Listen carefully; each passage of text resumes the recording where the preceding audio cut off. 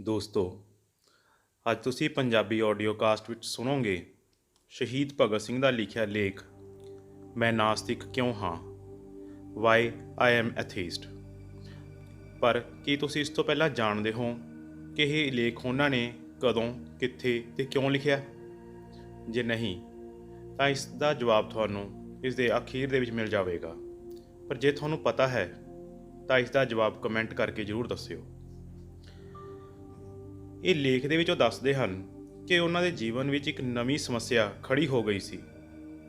ਉਹਨਾਂ ਨੇ ਆਪਣੇ ਆਪ ਨੂੰ ਸਵਾਲ ਕਰਦਿਆਂ ਕਿਹਾ ਕਿ ਸਰਵ ਸ਼ਕਤੀਮਾਨ, ਸਰਵ ਵਿਆਪਕ ਤੇ ਸਰਵ ਹਿਤਕਾਰੀ ਰੱਬ ਦੀ ਹੋਂਦ ਵਿੱਚ ਮੇਰਾ ਅਵਿਸ਼ਵਾਸ ਮੇਰੇ ਅਹੰਕਾਰ ਕਰਕੇ ਹੈ। ਮੈਨੂੰ ਕਦੇ ਚੇਤੇ ਵੀ ਨਹੀਂ ਸੀ ਕਿ ਮੈਨੂੰ ਕਿਸੇ ਵੇਲੇ ਇਹੋ ਜਿਹੀ ਸਮੱਸਿਆ ਦਾ ਸਾਹਮਣਾ ਕਰਨਾ ਪਵੇਗਾ। ਆਪਣੇ ਕੁਝ ਦੋਸਤਾਂ ਨਾਲ ਗੱਲਬਾਤ ਕਰਨ ਤੋਂ ਪਤਾ ਲੱਗਾ ਕਿ ਮੇਰੇ ਕੁਝ ਦੋਸਤਾਂ ਨੇ ਮੇਰੇ ਨਾਲ ਥੋੜ੍ਹੇ ਜਿਹੇ ਮੇਲਜੋਲ ਮਗਰੋਂ ਹੀ ਇਹ ਸਿੱਟਾ ਕੱਢ ਲਿਆ ਕਿ ਮੇਰਾ ਰੱਬ ਦੀ ਹੋਂਦ ਤੋਂ ਮੁਨਕਰ ਹੋਣਾ ਮੇਰੀ ਹਿਮਾਕਤ ਹੈ, ਅਤੇ ਇਹ ਵੀ ਕਿ ਮੇਰਾ ਅਹੰਕਾਰ ਹੀ ਮੇਰੇ ਅਵਿਸ਼ਵਾਸ ਦਾ ਕਾਰਨ ਹੈ। ਫਿਰ ਵੀ ਸਮੱਸਿਆ ਤਾਂ ਗੰਭੀਰ ਹੀ ਹੈ।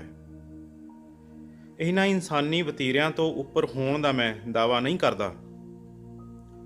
ਮੈਂ ਵੀ ਆਖਰ ਇਨਸਾਨ ਹਾਂ, ਇਸ ਤੋਂ ਵੱਧ ਕੁਝ ਨਹੀਂ, ਤੇ ਨਾ ਹੀ ਕੋਈ ਇਸ ਤੋਂ ਵੱਧ ਹੋਣ ਦਾ ਦਾਅਵਾ ਕਰ ਸਕਦਾ ਹੈ। ਮੇਰੇ ਵਿੱਚ ਵੀ ਇੱਕ ਕਮਜ਼ੋਰੀ ਹੈ। ਅਹੰਕਾਰ ਮੇਰੇ ਸੁਭਾਅ ਦਾ ਇੱਕ ਅੰਗ ਹੈ। ਮੈਂ ਆਪਣੇ ਸਾਥੀਆਂ ਵਿੱਚ ਤਾਨਾਸ਼ਾਹ ਕਰਕੇ ਜਾਣਿਆ ਜਾਂਦਾ ਸਾਂ। ਇੱਥੋਂ ਤੱਕ ਕਿ ਮੇਰਾ ਦੋਸਤ BK ਦੱਤ ਕਦੀ-ਕਦੀ ਮੈਨੂੰ ਤਾਨਾਸ਼ਾਹ ਕਹਿੰਦਾ ਹੁੰਦਾ ਸੀ।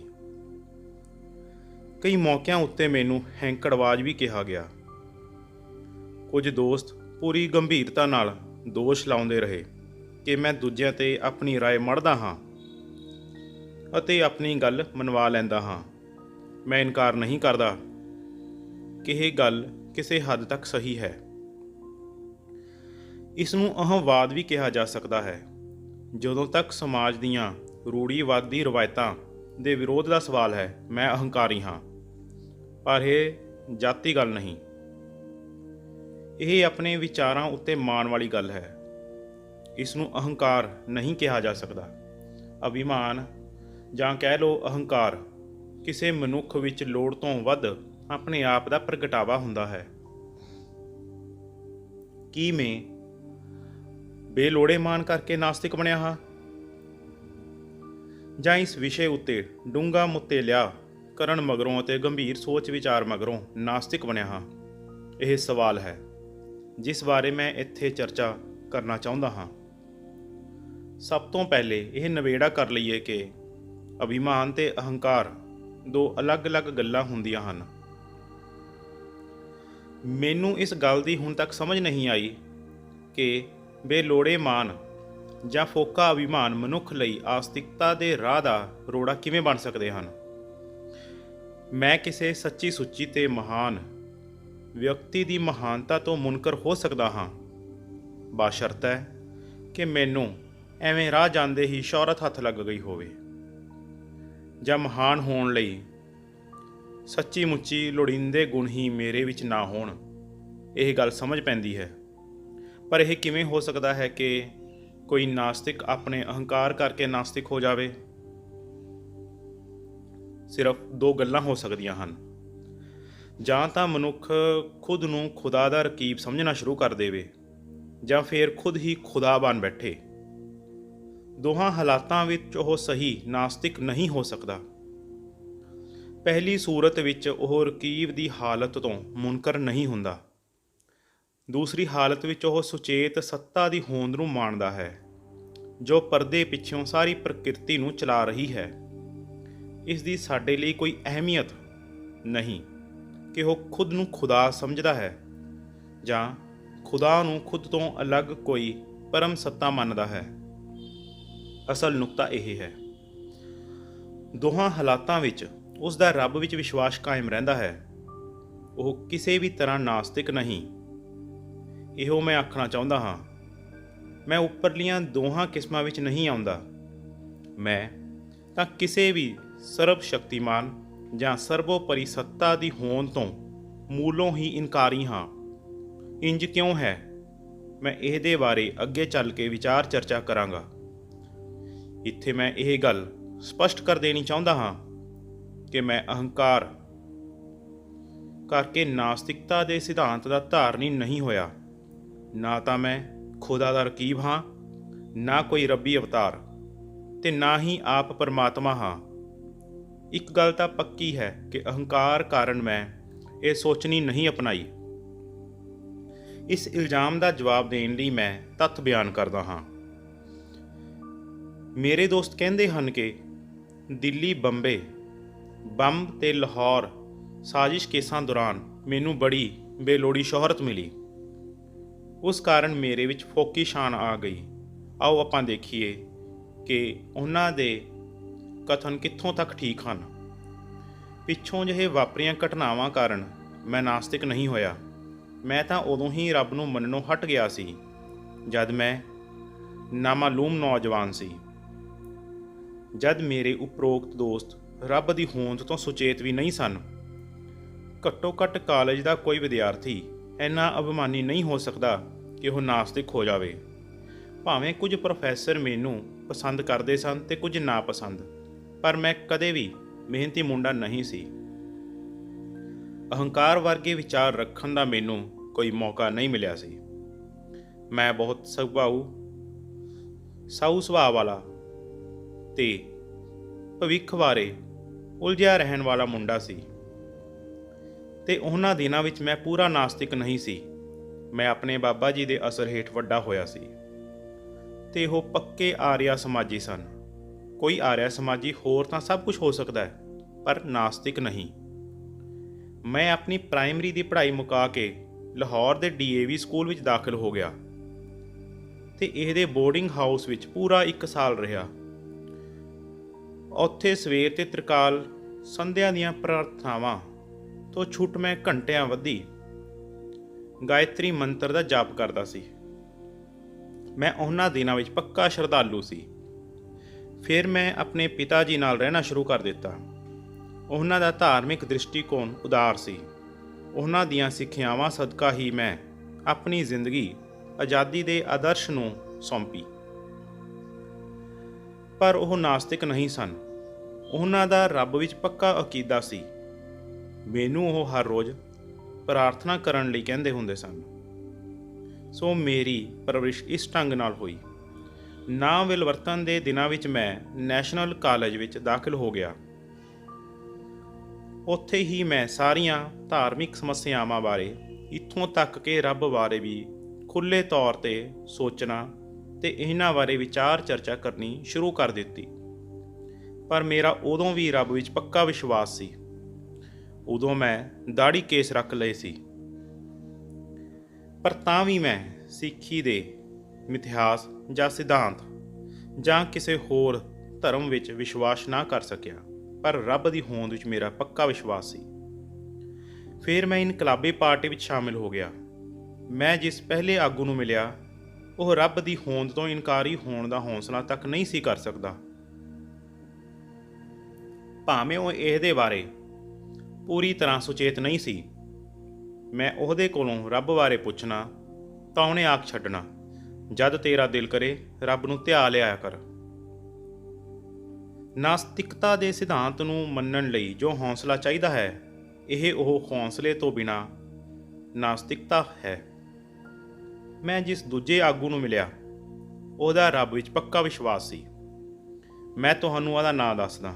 ਮਾਨਯੋਗ ਕਾਮਰੇਡ ਸਚਿੰਦਰ ਨਾਥ ਸਨਿਆਲ, ਜੋ ਹੁਣ ਕਰਾਚੀ ਸਾਜ਼ਿਸ਼ ਕੇਸ ਦੇ ਸੰਬੰਧ ਵਿੱਚ ਉਮਰ ਕੈਦ ਭੁਗਤ ਰਹੇ ਹਨ। ਉਹਨਾਂ ਦੀ ਇੱਕੋ ਇੱਕ ਤੇ ਪ੍ਰਸਿੱਧ ਕਿਤਾਬ ਬੰਦੀ ਜੀਵਨ ਵਿੱਚ ਪਹਿਲੇ ਸਫ਼ੇ ਤੋਂ ਹੀ ਰੱਬ ਦੀ ਸ਼ਾਨ ਦੀ ਜ਼ੋਰਦਾਰ ਮਹਿਮਾ ਗਾਈ ਗਈ ਹੈ। ਇਸ ਖੂਬਸੂਰਤ ਕਿਤਾਬ ਦੇ ਦੂਜੇ ਭਾਗ ਦੇ ਆਖਰੀ ਸਫ਼ੇ ਵਿੱਚ ਉਹਨਾਂ ਨੇ ਵਿਦਾਂਤਵਾਦ ਕਾਰਨ ਰੱਬ ਦੀ ਅਧਿਆਤਮਕ ਮਹਿਮਾ ਉਹਨਾਂ ਦੇ ਵਿਚਾਰਾਂ ਦਾ ਸਾਰ ਹੈ। ਇਸਤਗਾਸੇ ਦੀ ਕਹਾਣੀ ਮੁਤਾਬਕ ਜੋ ਇਨਕਲਾਬੀ ਪਰਚਾ 28 ਜਨਵਰੀ 1925 ਨੂੰ ਹਿੰਦੁਸਤਾਨ ਵਿੱਚ ਵੰਡਿਆ ਗਿਆ ਸੀ, ਉਹ ਇਹਨਾਂ ਦੇ ਦਿਮਾਗ ਦਾ ਸੀਟਾ ਸੀ। ਜਿਵੇਂ ਹੁੰਦਾ ਹੀ ਹੈ ਕਿ ਗੁਪਤ ਸਰਗਰਮੀ ਵਿੱਚ ਕੋਈ ਉੱਘਾ ਆਗੂ ਵਿਚਾਰ ਪ੍ਰਗਟਾਉਂਦਾ ਹੈ ਜੋ ਕਿ ਉਹਨੂੰ ਬੜੇ ਪਿਆਰੇ ਹੁੰਦੇ ਹਨ, ਅਤੇ ਦੂਜੇ ਕਾਰਕੁਨਾਂ ਨੂੰ ਮਤਭੇਦਾਂ ਦੇ ਬਾਵਜੂਦ ਉਹਨਾਂ ਵਿਚਾਰਾਂ ਨਾਲ ਸਹਿਮਤੀ ਪ੍ਰਗਟਾਉਣੀ ਪੈਂਦੀ ਹੈ। ਉਸ ਪਰਚੇ ਵਿੱਚ ਇੱਕ ਪੂਰਾ ਪਹਿਰਾ ਪਰਮੇਸ਼ਰ ਤੇ ਉਹਦੀਆਂ ਲੀਲਾਵਾਂ ਬਾਰੇ ਸੀ। ਇਹ ਰਹੱਸਵਾਦ ਹੈ। ਮੈਂ ਆਖਣਾ ਇਹ ਚਾਹੁੰਦਾ ਹਾਂ ਕਿ ਉਦੋਂ ਇਨਕਲਾਬੀ ਪਾਰਟੀ ਵਿੱਚ ਰੱਬ ਦੀ ਹੋਂਦ ਤੋਂ ਇਨਕਾਰੀ ਹੋਣ ਦਾ ਵਿਚਾਰ ਪੈਦਾ ਵੀ ਨਹੀਂ ਹੋਇਆ ਸੀ। ਕਾਕੋਰੀ ਦੇ ਉੱਘੇ 4 ਸ਼ਹੀਦਾਂ ਨੇ ਆਪਣਾ ਅੰਤਿਮ ਦਿਨ ਪ੍ਰਾਰਥਨਾ ਦੁਆ ਕਰਦਿਆਂ ਲੰਘਾਇਆ ਸੀ। ਰਾਮ ਪ੍ਰਸਾਦ ਬਿਸਮਿਲ ਪੱਕੇ ਆਰੀਆ ਸਮਾਜੀ ਸਨ। ਸਮਾਜਵਾਦ ਤੇ ਸਾਮਵਾਦ ਦੇ ਖੇਤਰ ਵਿੱਚ ਆਪਣੇ ਡੂੰਘੇ ਅਧਿਐਨ ਦੇ ਬਾਵਜੂਦ ਰਾਜਨ ਲਹਿਰੀ ਕੋਲੋਂ ਉਪਨਿਸ਼ਦਾਂ ਦੇ ਮੰਤਰ ਉਚਾਰਨ ਤੇ ਗੀਤਾ ਦਾ ਪਾਠ ਕਰਨ ਤੋਂ ਰਿਹਾ ਨਾ ਗਿਆ। ਉਹਨਾਂ ਸਾਰਿਆਂ ਵਿੱਚ ਮੈਂ ਇੱਕੋ ਬੰਦਾ ਦੇਖਿਆ ਸੀ ਜਿਹਨੇ ਕਦੇ ਵੀ ਪ੍ਰਾਰਥਨਾ ਨਹੀਂ ਕੀਤੀ ਸੀ, ਤੇ ਉਹ ਕਿਹਾ ਕਰਦਾ ਸੀ, ਧਾਰਮਿਕ ਫਲਸਫਾ ਮਨੁੱਖੀ ਕਮਜ਼ੋਰੀ ਜਾਂ ਸੀਮਤ ਗਿਆਨ ਦਾ ਸਿੱਟਾ ਹੈ। ਇਹ ਬੰਦਾ ਵੀ ਉਮਰ ਕੈਦ ਭੁਗਤ ਰਿਹਾ ਹੈ, ਪਰ ਇਹਨੂੰ ਵੀ ਕਦੇ ਆਖਣ ਦੀ ਹਿੰਮਤ ਨਹੀਂ ਪਈ ਕਿ ਰੱਬ ਨਹੀਂ ਹੈ। ਉਸ ਅਰਸੇ ਤੱਕ ਮੈਂ ਸਿਰਫ ਰੋਮਾਂਟਿਕ ਵਿਚਾਰਵਾਦੀ ਇਨਕਲਾਬੀ ਸੀ। ਉਦੋਂ ਤੱਕ ਤਾਂ ਅਸੀਂ ਸਿਰਫ ਅਨੁਆਈ ਹੀ ਸਾਂ। ਫਿਰ ਸਾਰੀ ਜ਼ਿੰਮੇਵਾਰੀ ਆਪਣੇ ਮੋਢਿਆਂ ਉੱਤੇ ਲੈਣ ਦਾ ਵੇਲਾ ਆਇਆ। ਕੁਝ ਚਿਰ ਪਾਰਟੀ ਦੀ ਅਟਲ ਵਿਰੋਧਤਾ ਕਾਰਨ ਇਹ ਦੀ ਹੋਂਦ ਹੀ ਖਤਰੇ ਵਿੱਚ ਸੀ। ਜੋਸ਼ ਨਾਲ ਭਰੇ ਕਾਮਰੇਡ ਹੀ ਨਹੀਂ ਸਗੋਂ ਆਗੂ ਵੀ ਮਜ਼ਾਕ ਉਡਾਉਣ ਲੱਗੇ। ਕੁਝ ਚਿਰ ਮੈਨੂੰ ਵੀ ਸੰਸਾ ਰਿਹਾ ਕਿ ਕਿਸੇ ਦਿਨ ਮੈਨੂੰ ਵੀ ਆਪਣੀ ਪਾਰਟੀ ਦੀ ਨਿਸਫਲਤਾ ਦਾ ਯਕੀਨ ਹੋ ਜਾਏਗਾ। ਇਹ ਮੇਰਾ ਇਨਕਲਾਬੀ ਜੀਵਨ ਵਿੱਚ ਆਇਆ ਵੱਡਾ ਮੋੜ ਸੀ। ਅਧਿਐਨ ਕਾਰਨ ਦੇ ਅਹਿਸਾਸ ਦੀਆਂ ਤਰੰਗਾਂ ਮੇਰੇ ਮਨ ਵਿੱਚ ਉੱਭਰਦੀਆਂ ਰਹੀਆਂ। ਅਧਿਐਨ ਕਰ ਤਾਂ ਕਿ ਤੂੰ ਆਪਣੇ ਵਿਰੋਧੀ ਦੀਆਂ ਦਲੀਲਾਂ ਦਾ ਜਵਾਬ ਦੇ ਸਕਣ ਦੇ ਯੋਗ ਹੋ ਜਾਏ। ਆਪਣੇ ਸਿਧਾਂਤ ਦੀ ਹਮਾਇਤ ਵਿੱਚ ਦਲੀਲਾਂ ਨਾਲ ਆਪਣੇ ਆਪ ਨੂੰ ਲੈਸ ਕਰਨ ਲਈ ਅਧਿਐਨ ਕਰ। ਮੈਂ ਅਧਿਐਨ ਕਰਨਾ ਸ਼ੁਰੂ ਕਰ ਦਿੱਤਾ। ਮੇਰੇ ਪਹਿਲੇ ਅਕੀਦੇ ਤੇ ਵਿਸ਼ਵਾਸਾਂ ਵਿੱਚ ਵੱਡੀ ਤਬਦੀਲੀ ਆ ਗਈ। ਸਾਡੇ ਤੋਂ ਪਹਿਲਾਂ ਦੇ ਇਨਕਲਾਬੀਆਂ ਵਿੱਚ ਸਿਰਫ ਤਸ਼ੱਦਦ ਦੇ ਤੌਰ ਤਰੀਕਿਆਂ ਦਾ ਰੋਮਾਂਸ ਇੰਨਾ ਭਾਰੂ ਸੀ। ਹੁਣ ਉਹਦੀ ਥਾਂ ਗੰਭੀਰ ਵਿਚਾਰਾਂ ਨੇ ਲੈ ਲਈ ਸੀ। ਹੁਣ ਰਹੱਸਵਾਦ ਵਾਸਤੇ, ਅੰਧ ਵਿਸ਼ਵਾਸ ਵਾਸਤੇ ਕੋਈ ਥਾਂ ਨਹੀਂ ਰਹੀ। ਯਥਾਰਥਵਾਦ ਸਾਡਾ ਸਿਧਾਂਤ ਹੋ ਗਿਆ। ਸਖਤ ਲੋੜ ਵੇਲੇ ਤਾਕਤ ਦੀ ਵਰਤੋਂ ਜਾਇਜ਼ ਹੈ, ਪਰ ਅਹਿੰਸਾ ਸਾਰੀਆਂ ਜਨਤਕ ਲਹਿਰਾਂ ਵਿੱਚ ਅਟੁੱਟ ਨੀਤੀ ਹੈ। ਮੈਂ ਤੌਰ ਤਰੀਕਿਆਂ ਬਾਰੇ ਕਾਫੀ ਕੁਝ ਆਖ ਚੁੱਕਾ ਹਾਂ। ਸਭ ਤੋਂ ਅਹਿਮ ਗੱਲ ਇਹ ਸੀ ਕਿ ਜਿਸ ਆਦਰਸ਼ ਵਾਸਤੇ ਅਸੀਂ ਜੂਝਣਾ ਹੈ ਉਹਦਾ ਸਪਸ਼ਟ ਸੰਕਲਪ ਸਾਡੇ ਸਾਹਮਣੇ ਹੋਵੇ, ਕਿਉਂਕਿ ਐਕਸ਼ਨ ਵਜੋਂ ਕੋਈ ਖਾਸ ਸਰਗਰਮੀਆਂ ਨਹੀਂ ਹੋ ਰਹੀਆਂ ਸਨ। ਇਸ ਲਈ ਮੈਨੂੰ ਸੰਸਾਰ ਇਨਕਲਾਬ ਦੇ ਵੱਖ-ਵੱਖ ਆਦਰਸ਼ਾਂ ਦੇ ਅਧਿਐਨ ਵਾਸਤੇ ਕਾਫੀ ਮੌਕਾ ਮਿਲ ਗਿਆ। ਮੈਂ ਅਰਾਜਕਤਾਵਾਦੀ ਆਗੂ ਬਾਕੂਨਿਨ ਨੂੰ ਪੜ੍ਹਿਆ। ਸਮਾਜਵਾਦ ਦੇ ਪਿਤਾਮਾ ਮਾਰਕਸ ਦੀਆਂ ਕੁਝ ਲਿਖਤਾਂ ਪੜ੍ਹੀਆਂ ਅਤੇ ਲੈਨਿਨ, ਟ੍ਰਾਟਸਕੀ ਤੇ ਆਪਣੇ ਦੇਸ਼ਾਂ ਵਿੱਚ ਸਫਲ ਇਨਕਲਾਬ ਲਿਆਉਣ ਵਾਲੇ ਹੋਰ ਵਿਅਕਤੀਆਂ ਨੂੰ ਪੜ੍ਹਿਆ। ਇਹ ਸਾਰੇ ਨਾਸਤਿਕ ਸਨ। ਬਾਕੂਨਿਨ ਦੀ ਕਿਤਾਬ ਗॉड ਐਂਡ ਸਟੇਟ ਭਾਵੇਂ ਅਧੂਰੀ ਜਿਹੀ ਹੈ, ਪਰ ਇਹ ਇਸ ਵਿਸ਼ੇ ਦਾ ਦਿਲਚਸਪ ਅਧਿਐਨ ਹੈ। ਇਸ ਤੋਂ ਮਗਰੋਂ ਮੈਨੂੰ ਨਿਰਲੰਭ ਸਵਾਮੀ ਦੀ ਲਿਖੀ ਕਿਤਾਬ ਕਾਮਨ ਸੈਂਸ ਹੱਥ ਲੱਗੀ। ਇਸ ਕਿਤਾਬ ਵਿੱਚ ਅਧਿਆਤਮਕ ਨਾਸਤਿਕਵਾਦ ਸੀ। ਇਸ ਵਿਸ਼ੇ ਵਿੱਚ ਮੇਰਾ ਬਹੁਤ ਜ਼ਿਆਦਾ ਦਿਲਚਸਪੀ ਸੀ। 1926 ਦੇ ਅਖੀਰ ਤੱਕ ਮੇਰਾ ਇਹ ਵਿਸ਼ਵਾਸ ਪੱਕਾ ਹੋ ਚੁੱਕਾ ਸੀ ਕਿ ਬ੍ਰਹਿਮੰਡ ਦੇ ਸਿਰਜਣਹਾਰ, ਪਾਲਣਹਾਰ ਤੇ ਸਰਵ ਸ਼ਕਤੀਮਾਨ ਦੀ ਹੋਂਦ ਦਾ ਸਿਧਾਂਤ ਬੇਬੁਨਿਆਦ ਹੈ। ਮੈਂ ਇਸ ਵਿਸ਼ੇ ਬਾਰੇ ਆਪਣੇ ਦੋਸਤਾਂ ਨਾਲ ਬਹਿਸ ਕਰਨੀ ਸ਼ੁਰੂ ਕਰ ਦਿੱਤੀ। ਮੈਂ ਐਲਾਨੀਆ ਨਾਸਤਿਕ ਹੋ ਚੁੱਕਾ ਸੀ। ਨਾਸਤਿਕ ਹੋਣ ਦਾ ਕਾਰਨ ਮੈਂ ਹੇਠਾਂ ਬਿਆਨ ਕਰਦਾ ਹਾਂ। ਮਈ 1927 ਵਿੱਚ ਮੈਂ ਲਾਹੌਰ ਵਿੱਚ ਗ੍ਰਿਫਤਾਰ ਹੋਇਆ। ਮੇਰੀ ਗ੍ਰਿਫਤਾਰੀ ਮੇਰੇ ਲਈ ਬੜੀ ਹੈਰਾਨੀ ਵਾਲੀ ਗੱਲ ਸੀ। ਮੈਨੂੰ ਅਸਲੋਂ ਹੀ ਕੋਈ ਸਾਰ ਨਹੀਂ ਸੀ ਕਿ ਪੁਲਿਸ ਮੇਰੇ ਪਿੱਛੇ ਲੱਗੀ ਹੋਈ ਹੈ। ਜਦ ਮੈਂ ਕਿਸੇ ਬਾਗ ਵਿੱਚੋਂ ਦੀ ਲੰਘ ਰਿਹਾ ਸੀ ਤਾਂ ਅਚਾਨਕ ਮੈਂ ਦੇਖਿਆ ਕਿ ਪੁਲਿਸ ਨੇ ਮੈਨੂੰ ਘੇਰਿਆ ਹੋਇਆ ਸੀ। ਮੈਨੂੰ ਆਪ ਹੈਰਾਨੀ ਹੁੰਦੀ ਹੈ। ਮੈਂ ਉਦੋਂ ਬਹੁਤ ਤਹੱਮਲ ਨਾਲ ਪੇਸ਼ ਆਇਆ। ਮੈਨੂੰ ਕੋਈ ਘਬਰਾਹਟ ਨਾ ਹੋਈ ਤੇ ਨਾ ਹੀ ਮੈਂ ਉਤੇਜਿਤ ਹੋਇਆ। ਮੈਨੂੰ ਪੁਲਿਸ ਹਿਰਾਸਤ ਵਿੱਚ ਲੈ ਲਿਆ ਗਿਆ। ਅਗਲੇ ਦਿਨ ਉਹ ਮੈਨੂੰ ਰੇਲਵੇ ਪੁਲਿਸ ਜੇਲ੍ਹ ਵਿੱਚ ਲੈ ਗਏ, ਜਿੱਥੇ ਮੈਂ ਪੂਰਾ ਮਹੀਨਾ ਕੱਟਿਆ। ਪੁਲਿਸ ਅਫਸਰਾਂ ਦੀ ਕਿੰਨੇ ਦਿਨਾਂ ਦੀ ਗੱਲਬਾਤ ਤੋਂ ਮਗਰੋਂ ਮੈਂ ਅੰਦਾਜ਼ਾ ਲਗਾਇਆ ਕਿ ਉਹਨਾਂ ਨੂੰ ਕਾਕੋਰੀ ਪਾਰਟੀ ਨਾਲ ਮੇਰੇ ਸਬੰਧਾਂ ਬਾਰੇ ਤੇ ਇਨਕਲਾਬੀ ਲਹਿਰ ਨਾਲ ਸੰਬੰਧਿਤ ਮੇਰੀਆਂ ਕੁਝ ਹੋਰ ਸਰਗਰਮੀਆਂ ਬਾਰੇ ਜਾਣਕਾਰੀ ਹੈ।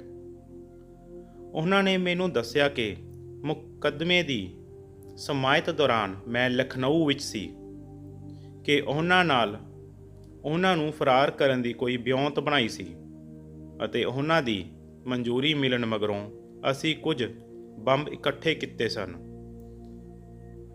ਅਤੇ ਇਹ ਕਿ ਅਜ਼ਮਾਇਸ਼ ਵਾਸਤੇ ਉਹਨਾਂ ਵਿੱਚੋਂ ਇੱਕ ਬੰਬ 1926 ਦੇ ਦੁਸਹਿਰੇ ਦੇ ਮੌਕੇ ਉੱਤੇ ਭੀੜ ਵਿੱਚ ਸੁੱਟਿਆ ਸੀ। ਉਹਨਾਂ ਨੇ ਮੇਰੇ ਹਿੱਤ ਵਾਸਤੇ ਮੈਨੂੰ ਇਹ ਵੀ ਦੱਸਿਆ ਕਿ ਜੇ ਮੈਂ ਇਨਕਲਾਬੀ ਪਾਰਟੀ ਦੀਆਂ ਸਰਗਰਮੀਆਂ ਬਾਰੇ ਕੋਈ ਬਿਆਨ ਦੇਵਾਂ ਤਾਂ ਮੈਨੂੰ ਕੈਦ ਨਹੀਂ ਹੋਏਗੀ, ਸਗੋਂ ਉਹ ਮੈਨੂੰ ਰਿਹਾ ਕਰ ਦੇਣਗੇ ਤੇ ਇਨਾਮ ਦੇਣਗੇ ਤੇ ਮੈਨੂੰ ਅਦਾਲਤ ਵਿੱਚ ਵਾਅਦਾ ਮੁਆਫ ਵਜੋਂ ਪੇਸ਼ ਨਹੀਂ ਕਰਨਗੇ। ਮੈਂ ਉਹਨਾਂ ਦੀ ਇਹ ਤਜਵੀਜ਼ ਉੱਤੇ ਹੱਸ ਛੱਡਿਆ। ਇਹ ਸਰਾਸਰ ਧੋਖਾ ਸੀ। ਸਾਡੇ ਵਿਚਾਰਾਂ ਵਾਲੇ ਲੋਕ ਕਦੇ ਵੀ ਆਪਣੇ ਮਾਸੂਮ ਲੋਕਾਂ ਉੱਤੇ ਬੰਬ ਨਹੀਂ ਸੁੱਟਦੇ। ਇੱਕ ਦਿਨ ਸਵੇਰੇ ਮਿਸਟਰ ਨਿਊਮੈਨ ਮੇਰੇ ਕੋਲ ਆਇਆ, ਜੋ ਉਹਨਾਂ ਦਿਨੀ CID ਦਾ ਸੀਨੀਅਰ ਸੁਪਰੀਡੈਂਟ ਹੁੰਦਾ ਸੀ।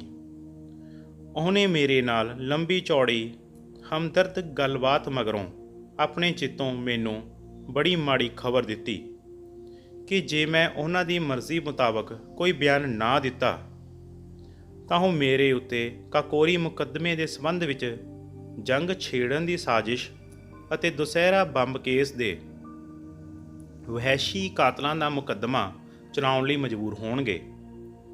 ਫਿਰ ਉਹ ਮੈਨੂੰ ਆਖਣ ਲੱਗਾ ਕਿ ਮੈਨੂੰ ਸਜ਼ਾ ਦਿਵਾਉਣ ਅਤੇ ਫਾਹੇ ਲਾਉਣ ਲਈ ਉਹਨਾਂ ਕੋਲ ਗਵਾਹੀ ਮੌਜੂਦ ਹੈ। ਉਹਨੀ ਦਿਨੀ ਮੇਰਾ ਵਿਸ਼ਵਾਸ ਸੀ, ਭਾਵੇਂ ਮੈਂ ਬਿਲਕੁਲ ਮਾਸੂਮ ਸੀ, ਕਿ ਪੁਲਿਸ ਜੋ ਦਾਅਵੇ ਕਰ ਸਕਦੀ ਹੈ ਉਹ ਕਰ ਵੀ ਸਕਦੀ ਹੈ।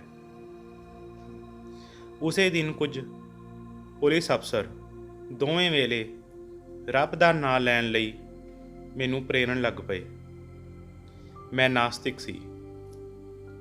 ਮੈਂ ਆਪਣੇ ਆਪ ਨਾਲ ਫੈਸਲਾ ਕਰਨਾ ਚਾਹੁੰਦਾ ਸੀ ਕਿ ਮੈਂ ਅਮਨ ਚੈਨ ਤੇ ਖੁਸ਼ੀ ਦੇ ਦਿਨਾਂ ਵਿੱਚ ਨਾਸਤਿਕ ਹੋਣ ਦੀ ਫੜ ਮਾਰ ਸਕਦਾ ਹਾਂ ਜਾਂ ਇਹੋ ਜਿਹੀ ਔਖੀ ਘੜੀ ਵਿੱਚ ਮੈਂ ਆਪਣੇ ਅਸੂਲਾਂ ਉੱਤੇ ਸਾਬਤ ਕਦਮ ਰਹਿ ਸਕਦਾ ਹਾਂ ਜਾਂ ਨਹੀਂ। ਬੜੀ ਸੋਚ ਵਿਚਾਰ ਮਗਰੋਂ ਮੈਂ ਫੈਸਲਾ ਕੀਤਾ ਕਿ ਮੈਂ ਰੱਬ ਵਿੱਚ ਯਕੀਨ ਨਹੀਂ ਕਰ ਸਕਦਾ ਤੇ ਨਾ ਹੀ ਅਰਦਾਸ ਕਰ ਸਕਦਾ ਹਾਂ। ਮੈਂ ਕਦੇ ਵੀ ਅਰਦਾਸ ਨਾ ਕੀਤੀ। ਇਹ ਪਰਖ ਦੀ ਘੜੀ ਸੀ ਤੇ ਮੈਂ ਇਸ ਪਰਖ ਵਿੱਚ ਕਾਮਯਾਬ ਰਿਹਾ। ਮੈਂ ਕਦੇ ਇੱਕ ਪਲ ਵੀ ਕਿਸੇ ਕੀਮਤ ਉੱਤੇ ਆਪਣੀ ਜਾਨ ਬਚਾਉਣ ਬਾਰੇ ਨਹੀਂ ਸੋਚਿਆ ਸੀ। ਸੋ ਮੈਂ ਪੱਕਾ ਨਾਸਤਿਕ ਸੀ ਤੇ ਮੈਂ ਉਦੋਂ ਤੋਂ ਲੈ ਕੇ ਹੁਣ ਤੱਕ ਹਾਂ। ਉਸ ਅਜ਼ਮਾਇਸ਼ ਵਿੱਚ ਪੂਰਾ ਉਤਰਨਾ ਕੋਈ ਸੌਖੀ ਗੱਲ ਨਹੀਂ ਸੀ। ਵਿਸ਼ਵਾਸ ਮੁਸ਼ਕਿਲਾਂ ਨੂੰ ਘੱਟ ਕਰ ਦਿੰਦਾ ਹੈ, ਇੱਥੋਂ ਤੱਕ ਕਿ ਉਹਨਾਂ ਨੂੰ ਖੁਸ਼ਗਵਾਰ ਬਣਾ ਦਿੰਦਾ ਹੈ। ਬੰਦਾ ਰੱਬ ਵਿੱਚ ਧਰਵਾਸ ਅਤੇ ਆਸਰੇ ਦਾ ਬਹੁਤ ਜ਼ੋਰਦਾਰ ਅਹਿਸਾਸ ਲੱਭ ਸਕਦਾ ਹੈ। ਅਹੁਦੇ ਤੋਂ ਬਿਨਾਂ ਮਨੁੱਖ ਨੂੰ ਆਪਣੇ ਆਪ ਉੱਤੇ ਨਿਰਭਰ ਹੋਣਾ ਪੈਂਦਾ ਹੈ। ਝੱਖੜ ਝਾਂਜਿਆਂ ਤੇ ਤੂਫਾਨਾਂ ਵਿੱਚ ਸਾਬਤ ਕਦਮ ਰਹਿਣਾ ਬੱਚਿਆਂ ਦੀ ਖੇਡ ਨਹੀਂ। ਇਹੋ ਜਿਹੀਆਂ ਅਜ਼ਮਾਇਸ਼ੀ ਘੜੀਆਂ ਵਿੱਚ ਕਿਸੇ ਵਿੱਚ ਕੋਈ ਹਉਮੈ ਬਚੀ ਹੋਵੇ ਤਾਂ ਉਹ ਕੁਫਰ ਹੋ ਜਾਂਦੀ ਹੈ ਅਤੇ ਮਨੁੱਖ ਆਮ ਵਿਸ਼ਵਾਸਾਂ ਨੂੰ ਉਲੰਘਣ ਦੀ ਹਿੰਮਤ ਤੱਕ ਨਹੀਂ ਕਰ ਸਕਦਾ। ਜੇ ਉਹ ਹਿੰਮਤ ਕਰਦਾ ਹੈ ਤਾਂ ਸਾਨੂੰ ਇਹ ਕਹਿਣਾ ਪਵੇਗਾ ਕਿ ਉਸ ਵਿੱਚ ਨਿੱਜੀ ਹਉਮੈ ਨਾਲੋਂ ਹੋਰ ਕੋਈ ਤਾਕਤ ਵੀ ਹੁੰਦੀ ਹੋਣੀ ਹੈ। ਹੁਣ ਬਿਲਕੁਲ ਇਹੀ ਹਾਲਤ ਹੈ। ਪਹਿਲਾਂ ਹੀ ਚੰਗੀ ਤਰ੍ਹਾਂ ਪਤਾ ਹੈ ਕਿ ਕੀ ਫੈਸਲਾ ਹੋਏਗਾ, ਸਾਡੇ ਮੁਕੱਦਮੇ ਵਿੱਚ ਕੀ ਫੈਸਲਾ ਹੋਏਗਾ। ਹਫ਼ਤੇ ਦੇ ਵਿੱਚ ਫੈਸਲਾ ਸੁਣਾ ਦਿੱਤਾ ਜਾਏਗਾ। ਮੈਂ ਆਪਣੀ ਜ਼ਿੰਦਗੀ ਆਦਰਸ਼ ਖਾਤਰ ਕੁਰਬਾਨ ਕਰ ਦੇਣੀ ਹੈ। ਇਸ ਵਿਚਾਰ ਤੋਂ ਬਿਨਾਂ ਮੇਰਾ ਹੋਰ ਕਿਹੜਾ ਧਰਵਾਸ ਹੈ। ਕਿਸੇ ਆਸਤਿਕ ਹਿੰਦੂ ਨੂੰ ਤਾਂ ਦੂਜੇ ਜਨਮ ਵਿੱਚ ਬਾਦਸ਼ਾਹ ਬਣਨ ਦੀ ਆਸ ਹੋ ਸਕਦੀ ਹੈ। ਕੋਈ ਮੁਸਲਮਾਨ ਜਾਂ ਈਸਾਈ ਤਾਂ ਆਪਣੀਆਂ ਮੁਸ਼ਕਲਾਂ ਤੇ ਕੁਰਬਾਨੀਆਂ ਬਦਲੇ ਸਵਰਗ ਦੀਆਂ ਐਸ਼ੋ ਇਸ਼ਤਰਾਂ ਦੀ ਕਲਪਨਾ ਕਰ ਸਕਦਾ ਹੈ। ਪਰ ਮੈਂ ਕਿਸ ਗੱਲ ਦੀ ਆਸ ਰੱਖਾਂ। ਮੈਨੂੰ ਪਤਾ ਹੈ ਕਿ ਜਿਸ ਪਲ ਮੇਰੇ ਗਲ ਵਿੱਚ ਫਾਂਸੀ ਦਾ ਫੰਦਾ ਪਾ ਦਿੱਤਾ ਜਾਏਗਾ ਤੇ ਮੇਰੇ ਪੈਰਾਂ ਹੇਠੋਂ ਤਖਤੇ ਖੋਲ੍ਹ ਦਿੱਤੇ ਗਏ ਤਾਂ ਉਹ ਮੇਰਾ ਆਖਰੀ ਪਲ ਹੋਏਗਾ। ਮੇਰਾ ਜਾਂ ਮਿਥਿਹਾਸਕ ਸ਼ਬਦਾਵਲੀ ਵਿੱਚ ਆਖੀਏ ਤਾਂ ਮੇਰੀ ਆਤਮਾ ਦਾ ਬਿਲਕੁਲ ਖਾਤਮਾ ਹੋ ਜਾਏਗਾ। ਇਸ ਪਲ ਮਗਰੋਂ ਕੁਝ ਵੀ ਨਹੀਂ ਹੋਏਗਾ। ਜੇ ਮੈਂ ਇਨਾਮ ਦੇ ਦ੍ਰਿਸ਼ਟੀਕੋਣ ਤੋਂ ਦੇਖਣ ਦੀ ਹਿੰਮਤ ਕਰਾਂ ਤਾਂ ਸ਼ਾਨਦਾਰ ਅੰਤ ਤੋਂ ਵਾਂਝੀ ਜੱਦੋ ਜਹਿਦ ਭਰੀ ਮੁਕਤਸਰ ਜ਼ਿੰਦਗੀ ਹੀ ਆਪਣੇ ਆਪ ਵਿੱਚ ਇਨਾਮ ਹੋਵੇਗਾ। ਇਸ ਤੋਂ ਵੱਧ ਕੁਝ ਨਹੀਂ। ਹੁਣ ਜਾਂ ਕਦੇ ਵੀ ਕੁਝ ਹਾਸਲ ਕਰ ਸਕਣ ਦੀ ਕਿਸੇ ਦੀ ਖੁਦਗਰਜ਼ੀ ਤੋਂ ਬਿਨਾਂ ਮੈਂ ਕਾਫੀ ਬੇਲਾਗ ਹੋ ਕੇ ਆਪਣੀ ਜ਼ਿੰਦਗੀ ਆਜ਼ਾਦੀ ਦੇ ਲੇਖੇ ਲਾਈ ਹੈ, ਕਿਉਂਕਿ ਮੇਰੇ ਕੋਲ ਇਸ ਤੋਂ ਬਿਨਾਂ ਹੋਰ ਕੋਈ ਚਾਰਾ ਨਹੀਂ ਸੀ। ਜਿਸ ਦਿਨ ਮਨੁੱਖਤਾ ਦੀ ਸੇਵਾ ਦੇ ਦੁੱਖ ਝਾਗ ਰਹੀ ਮਨੁੱਖਤਾ ਦੇ ਨਜ਼ਾਤ ਦੀ ਭਾਵਨਾ ਨਾਲ ਪ੍ਰੇਰਿਤ ਬਹੁਤ ਸਾਰੇ ਮਰਦ ਔਰਤਾਂ ਅੱਗੇ ਆ ਗਏ, ਜਿਹੜੇ ਇਸ ਬਗੈਰ ਹੋਰ ਕਿਸੇ ਚੀਜ਼ ਉੱਤੇ ਜੀਵਨ ਨਹੀਂ ਲਗਾ ਸਕਦੇ। ਉਸ ਦਿਨ ਤੋਂ ਮੁਕਤੀ ਦਾ ਯੁੱਗ ਸ਼ੁਰੂ ਹੋ ਜਾਵੇਗਾ। ਉਹ ਦਮਨਕਾਰੀਆਂ, ਲੋਟੂਆਂ ਤੇ ਜ਼ਾਲਮਾਂ ਨੂੰ ਇਸ ਗੱਲੋਂ ਨਹੀਂ ਵਿਗਾੜਨਗੇ ਕਿ ਉਹ ਇਸ ਜਾਂ ਅਗਲੇ ਜਨਮ ਵਿੱਚ ਜਾਂ ਮੌਤ ਮਗਰੋਂ ਵਹਿਸ਼ਤ ਵਿੱਚ ਬਾਦਸ਼ਾਹ ਬਣ ਜਾਣਗੇ ਜਾਂ ਉਹਨਾਂ ਨੂੰ ਕੋਈ ਇਨਾਮ ਮਿਲ ਜਾਵੇਗਾ। ਸਗੋਂ ਮਨੁੱਖਤਾ ਦੀ ਧੌਣ ਤੋਂ ਗੁਲਾਮੀ ਦਾ ਜੂਲਾ ਲਾਹੁਣ ਲਈ ਅਤੇ ਆਜ਼ਾਦੀ ਦੇ ਅਮਨ ਕਾਇਮ ਕਰਨ ਲਈ ਹੀ ਉਹ ਇਸ ਵਿਖੜੇ ਪਰ ਇੱਕੋ ਇੱਕ ਸ਼ਾਨਦਾਰ ਮਾਰਗ ਉੱਤੇ ਚੱਲਣਗੇ। ਕੀ ਆਪਣੇ ਸੱਚੇ ਆਦਰਸ਼ ਵਿੱਚ ਉਹਨਾਂ ਦੇ ਮਾਨ ਨੂੰ ਅਹੰਕਾਰ ਕਿਹਾ ਜਾ ਸਕਦਾ ਹੈ? ਇਹੋ ਜਿਹੀ ਘ੍ਰਿਣਤ ਬਿਆਨੀ ਕਰਨ ਦੀ ਕੌਣ ਜ਼ੁਰਤ ਕਰ ਸਕਦਾ ਹੈ? ਇਹੋ ਜਿਹੇ ਬੰਦੇ ਨੂੰ ਮੈਂ ਮੂਰਖ ਜਾਂ ਪਖੰਡੀ ਆਖਾਂਗਾ। ਚਲੋ ਆਪਾਂ ਇਸ ਨੂੰ ਮੁਆਫ ਕਰ ਦਿੰਦੇ ਹਾਂ, ਕਿਉਂਕਿ ਉਹ ਸੱਚੇ ਆਦਰਸ਼ ਵਾਲੇ ਦਿਲ ਦੇ ਜਜ਼ਬੇ, ਭਾਵਨਾ ਤੇ ਅਹਿਸਾਸ ਨੂੰ ਜਾਣ ਨਹੀਂ ਸਕਦਾ। ਉਹਦਾ ਦਿਲ ਮਾਸ ਜਾਂ ਬੇਜਾਨ ਲੋਥੜਾ ਹੈ। ਉਹਦੀ ਦ੍ਰਿਸ਼ਟੀਕੋਣ ਕਮਜ਼ੋਰ ਹੈ, ਕਿਉਂਕਿ ਹੋਰ ਗਰਜ਼ਾਂ ਦੀਆਂ ਬੁਰਾਈਆਂ ਦਾ ਉਹਨਾਂ ਉੱਤੇ ਪਰਦਾ ਪਿਆ ਹੋਇਆ ਹੈ। ਸਵੈ ਵਿਸ਼ਵਾਸ ਨੂੰ ਅਹੰਕਾਰ ਸਮਝਿਆ ਜਾ ਸਕਦਾ ਹੈ। ਇਹ ਅਫਸੋਸਨਾਕ ਤੇ ਤਰਸਯੋਗ ਗੱਲ ਹੈ, ਪਰ ਇਹਦਾ ਕੋਈ ਚਾਰਾ ਨਹੀਂ। ਤੁਸੀਂ ਪ੍ਰਚਲਿਤ ਵਿਸ਼ਵਾਸ ਦਾ ਵਿਰੋਧ ਕਰਕੇ ਦੇਖ ਲਓ। ਤੁਸੀਂ ਨਿਕਲੰਕ ਅਵਤਾਰ ਸਮਝੇ ਜਾਂਦੇ ਕਿਸੇ ਨਾਇਕ, ਕਿਸੇ ਮਹਾਨ ਪੁਰਖ ਦੀ ਨੁਕਤਾਚੀਨੀ ਕਰਕੇ ਦੇਖ ਲਓ ਤਾਂ ਤੁਹਾਡੀ ਦਲੀਲ ਦਾ ਜਵਾਬ ਤੁਹਾਨੂੰ ਘਮੰਡੀ ਜਾਂ ਅਹੰਕਾਰੀ ਆਖ ਕੇ ਦਿੱਤਾ ਜਾਵੇਗਾ। ਇਹਦਾ ਕਾਰਨ ਮਾਨਸਿਕ ਖੜੋਤ ਹੈ। ਆਲੋਚਨਾ ਤੇ ਸੁਤੰਤਰ ਸੋਚਣੀ ਇਨਕਲਾਬੀ ਦੇ ਦੋ ਲਾਜ਼ਮੀ ਗੁਣ ਹੁੰਦੇ ਹਨ, ਕਿਉਂਕਿ ਮਹਾਤਮਾ ਜੀ ਮਹਾਨ ਹਨ ਇਸ ਲਈ ਕੋਈ ਉਹਨਾਂ ਦੀ ਆਲੋਚਨਾ ਨਾ ਕਰ ਸਕੇ, ਕਿਉਂਕਿ ਉਹ ਉੱਪਰ ਉੱਠ ਚੁੱਕੇ ਹਨ। ਇਸ ਲਈ ਉਹ ਰਾਜਨੀਤੀ ਜਾਂ ਧਰਮ, ਆਰਥਿਕਤਾ ਜਾਂ ਸਦਾਚਾਰ ਬਾਰੇ ਕੁਝ ਵੀ ਕਹਿੰਦੇ ਹਨ ਤਾਂ ਸਹੀ ਹੁੰਦਾ ਹੈ। ਤੁਸੀਂ ਮੰਨਦੇ ਹੋ ਭਾਵੇਂ ਨਹੀਂ ਮੰਨਦੇ, ਤੁਹਾਨੂੰ ਇਹ ਜ਼ਰੂਰ ਕਹਿਣਾ ਪਵੇਗਾ, ਹਾਂ ਇਹ ਗੱਲ ਠੀਕ ਹੈ। ਇਹ ਮਾਨਸਿਕਤਾ ਸਾਨੂੰ ਪ੍ਰਗਤੀ ਵੱਲ ਨਹੀਂ ਲੈ ਜਾਂਦੀ, ਸਗੋਂ ਇਹ ਸਪਸ਼ਟ ਤੌਰ ਉੱਤੇ ਪ੍ਰਤੀਗਾਮੀ ਯਾਨੀ ਕਿ ਮਾਨਸਿਕਤਾ ਹੈ।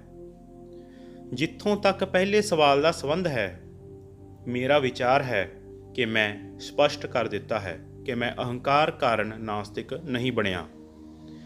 ਇਹ ਫੈਸਲਾ ਮੈਂ ਨਹੀਂ ਸਗੋਂ ਮੇਰੇ ਪਾਠਕਾਂ ਨੇ ਕਰਨਾ ਹੈ ਕਿ ਮੇਰੀਆਂ ਦਲੀਲਾਂ ਖੂਬੀਆਂ ਸਾਬਤ ਹੋਈਆਂ ਜਾਂ ਨਹੀਂ।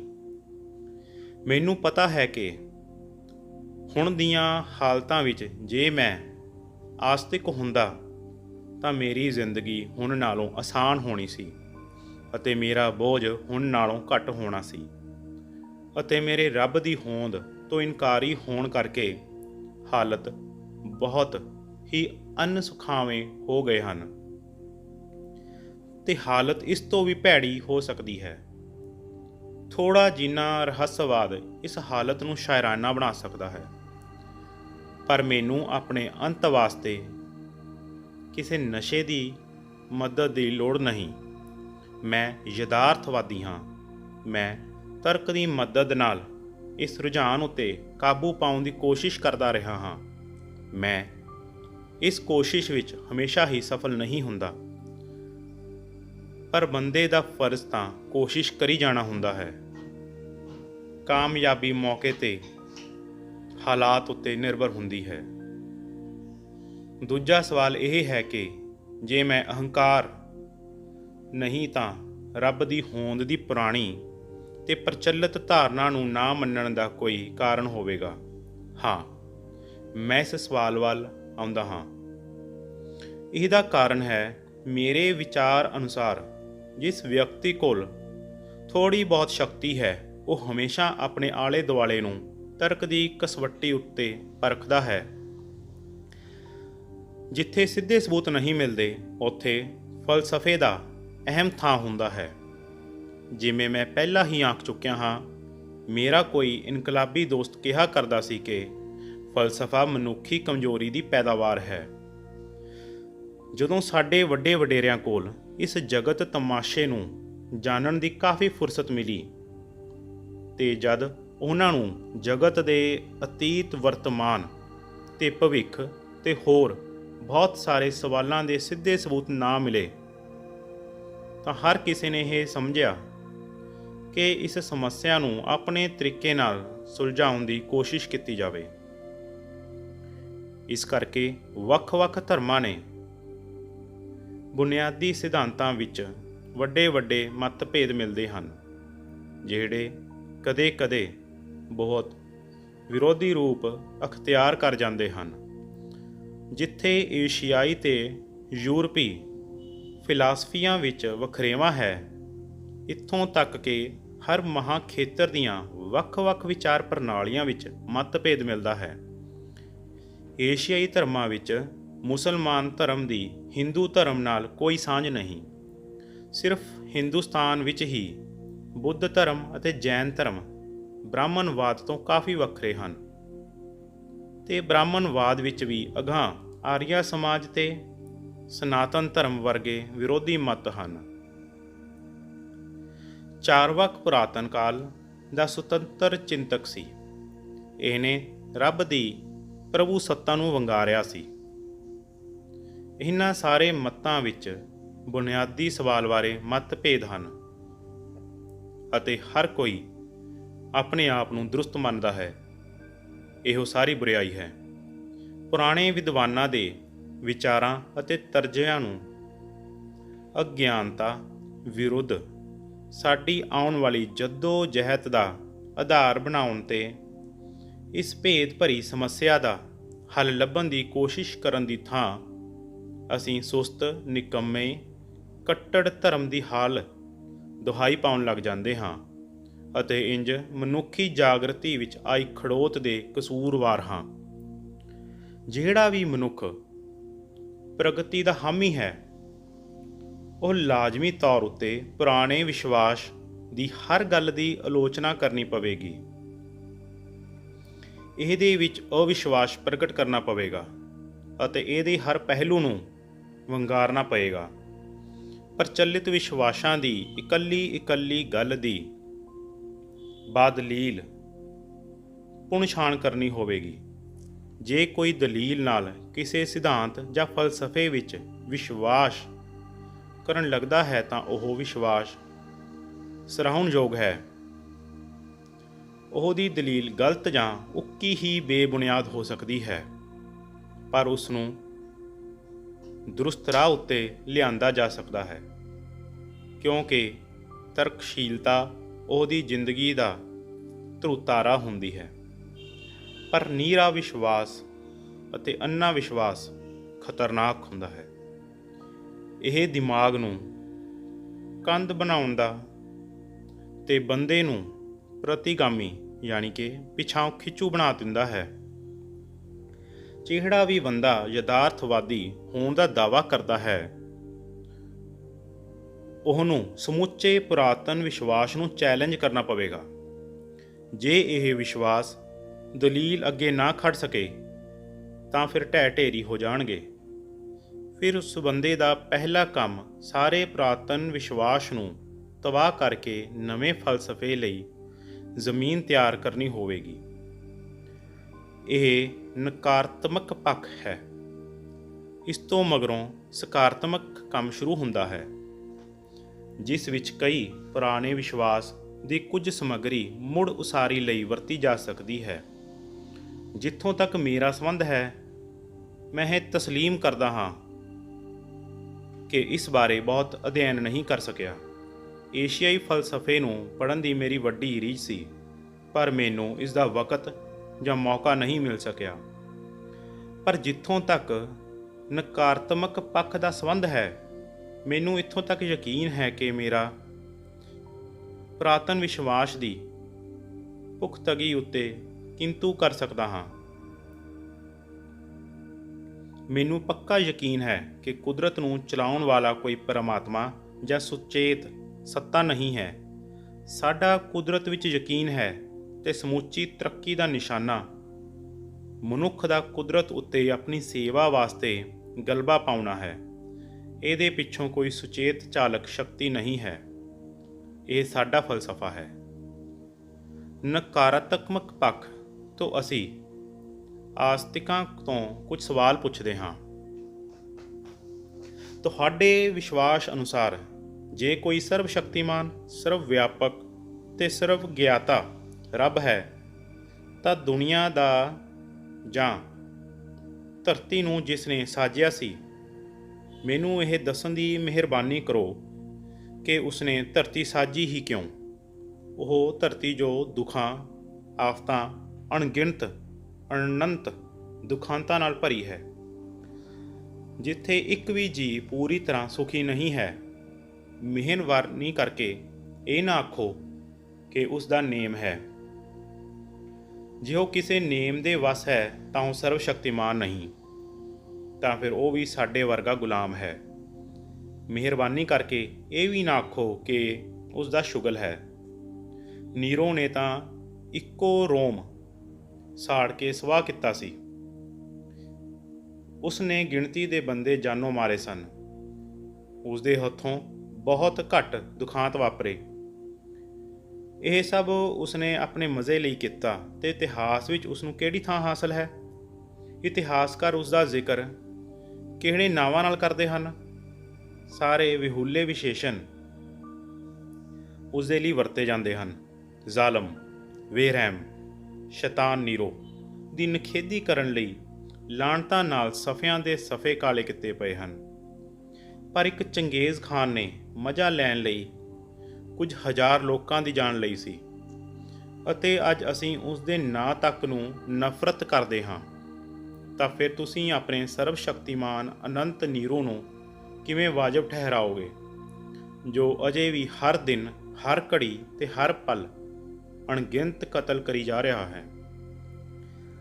ਤੁਸੀਂ ਉਸ ਦੀਆਂ ਉਹਨਾਂ ਕਰਤੂਤਾਂ ਦੀ ਹਮਾਇਤ ਕਿਵੇਂ ਕਰੋਗੇ ਜਿਹੜੀਆਂ ਪਲੋ ਪਲ ਚੰਗੇਜ਼ ਖਾਨ ਦੀਆਂ ਕਰਤੂਤਾਂ ਨੂੰ ਵੀ ਮਾਤ ਪਾਈ ਜਾਂਦੀਆਂ ਹਨ? ਮੈਂ ਪੁੱਛਦਾ ਹਾਂ ਕਿ ਇਹ ਦੁਨੀਆ ਬਣਾਈ ਹੀ ਕਿਉਂ ਸੀ? ਦੁਨੀਆ ਜਿਹੜੀ ਸੱਚਮੁੱਚ ਦਾ ਨਰਕ ਹੈ, ਅਨੰਤ ਤੇ ਤਲਕ ਬੇਚੈਨੀ ਦਾ ਘਰ ਹੈ। ਸਰਬ ਸ਼ਕਤੀਮਾਨ ਨੇ ਮਨੁੱਖ ਕਿਉਂ ਸਾਜਿਆ ਜਦ ਕਿ ਉਸ ਦੇ ਕੋਲ ਮਨੁੱਖ ਨੂੰ ਸਾਜਣ ਦੀ ਤਾਕਤ ਸੀ? ਇਹਨਾਂ ਸਾਰੀਆਂ ਗੱਲਾਂ ਦਾ ਤੁਹਾਡੇ ਕੋਲ ਕੀ ਜਵਾਬ ਹੈ?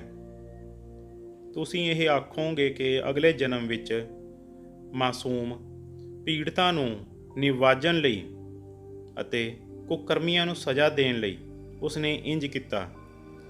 ਅੱਛਾ, ਤਾਂ ਫਿਰ ਤੁਸੀਂ ਉਸ ਬੰਦੇ ਨੂੰ ਕਿਵੇਂ ਹੱਕੀ ਠਹਿਰਾਓਗੇ ਜੋ ਤੁਹਾਡੇ ਸਰੀਰ ਨੂੰ ਇਸ ਵਾਸਤੇ ਜ਼ਖਮੀ ਕਰਦਾ ਹੈ ਕਿ ਮਗਰੋਂ ਬੜੇ ਪਿਆਰ ਨਾਲ ਟਕੋਰਾਂ ਕਰੇਗਾ? ਗਲੇਡੀਏਟਰ ਸੰਸਥਾ ਦੇ ਹਿਮਾਇਤੀਆਂ ਦੇ ਪ੍ਰਬੰਧਕਾਂ ਦਾ ਇਹ ਕਾਰਾ ਕਿੱਥੋਂ ਤਾਈਂ ਸਹੀ ਹੁੰਦਾ ਹੈ? ਦੂਜੇ ਉਹ ਭੁੱਖੇ ਕਰੋਪੀ ਸ਼ੇਰਾਂ ਅੱਗੇ ਬੰਦਿਆਂ ਨੂੰ ਇਸ ਲਈ ਸੁੱਟ ਦਿੰਦੇ ਸਨ ਕਿ ਜੇ ਉਹ ਸ਼ੇਰਾਂ ਦੇ ਹੱਥੋਂ ਬਚ ਗਏ ਤਾਂ ਉਹਨਾਂ ਦੀ ਬਹੁਤ ਖਾਤਰ ਤਵੱਜੋ ਹੋਏਗੀ। ਇਸੇ ਕਰਕੇ ਮੈਂ ਪੁੱਛਦਾ ਹਾਂ, ਸੁਚੇਤ ਸਰਬ ਉੱਚ ਸੱਤਾ ਨੇ ਇਹ ਦੁਨੀਆ ਦੇ ਮਨੁੱਖ ਨੂੰ ਕਿਉਂ ਸਜਾਇਆ? ਮਜ਼ਾ ਲੈਣ ਲਈ? ਫਿਰ ਉਹਦੇ ਵਿੱਚ ਤੇ ਨੀਰੋ ਵਿੱਚ ਕੀ ਫਰਕ ਹੈ? ਮੁਸਲਮਾਨ ਤੇ ਈਸਾਈਓ, ਹਿੰਦੂ ਦਰਸ਼ਨ ਕੋਲ ਤਾਂ ਹੋਰ ਵੀ ਦਲੀਲ ਹੋਏਗੀ। ਮੈਂ ਤੁਹਾਡੇ ਕੋਲੋਂ ਉੱਪਰਲੇ ਸਵਾਲਾਂ ਦੇ ਜਵਾਬ ਪੁੱਛਦਾ ਹਾਂ। ਪੂਰਬਲੇ ਜਨਮ ਵਿੱਚ ਤੁਹਾਡਾ ਯਕੀਨ ਨਹੀਂ ਹੈ?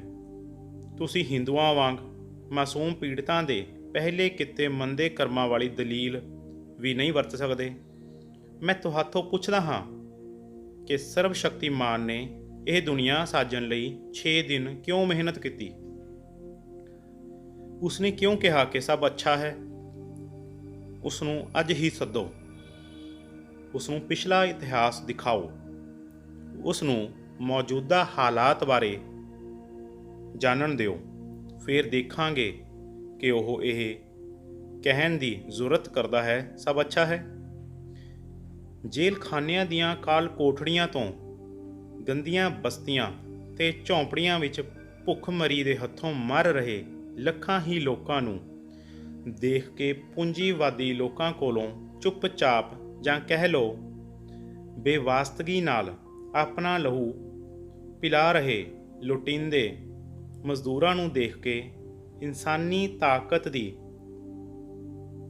ਬਰਬਾਦੀ, ਜਿਸ ਨੂੰ ਦੇਖ ਕੇ ਅਤ ਸਧਾਰਨ ਬੁੱਧੀ ਵਾਲਾ ਵਿਅਕਤੀ ਵੀ ਡਰ ਨਾਲ ਕੰਬਣ ਲੱਗ ਜਾਏ ਅਤੇ ਲੋੜਵੰਦ ਉਤਪਾਦਨਾਂ ਨੂੰ ਵੰਡਣ ਦੀ ਥਾਂ ਵਾਧੂ ਪੈਦਾਵਾਰ ਸਮੁੰਦਰਾਂ ਵਿੱਚ ਸੁੱਟੀ ਜਾਂਦੀ ਦੇਖ ਕੇ, ਇਨਸਾਨਾਂ ਦੀਆਂ ਹੱਡੀਆਂ ਨਾਲ ਚਿਣੀਆਂ ਨੀਹਾਂ ਉੱਤੇ ਉਸਰੇ ਬਾਦਸ਼ਾਹਾਂ ਦੇ ਮਹਿਲਾਂ ਨੂੰ ਦੇਖ ਕੇ ਉਹ ਰਤਾ ਆਖੇ ਤਾਂ ਸਹੀ ਸਭ ਅੱਛਾ ਹੈ?